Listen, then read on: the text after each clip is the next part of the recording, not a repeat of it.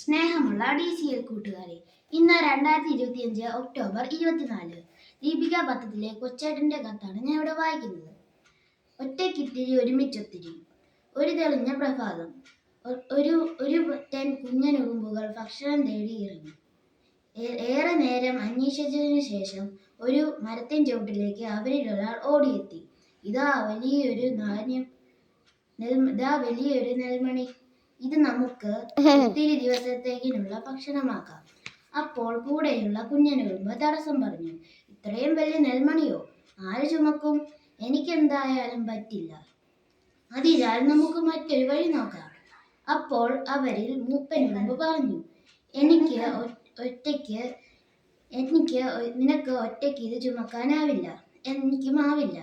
എന്നാൽ നമുക്ക് ഒത്തുചേർന്ന് നമുക്ക് ഇത് ചുമന്ന് വീട്ടിലെത്തിക്കാം. അങ്ങനെ ഒരു പൊതു ലക്ഷ്യത്തിനായി അവർ ഒത്തുചേർന്നു. കുറെ പേർ മുമ്പേ പോയി വഴിയൊരുക്കി. പിന്നാലെ ഒട്ടേറെ പേർ ചേർന്ന് ആ നെൽമണി ഓരോ ഭാഗവും ചുമന്നു. സാവധാനം ഓരോ താളത്തിലും അവർ മുന്നേറി. ധാന്യത്തിന് അതേ ഭാരം അപ്പോഴും ഉണ്ടായിരുന്നു. എത്താനുള്ള ദൂരം തന്നെയായിരുന്നു. എങ്കിലും ഉറുമ്പുകൾ ലക്ഷ്യം കൈവിട്ടില്ല. ഒരാൾ മടുക്കുമ്പോൾ മറ്റൊരാൾ ആ ഭാഗം വഹിക്കുന്നു. ഒരാൾ കിടറുമ്പോൾ ഉടനെ മറ്റൊരാൾ ഓടി വരുന്നു.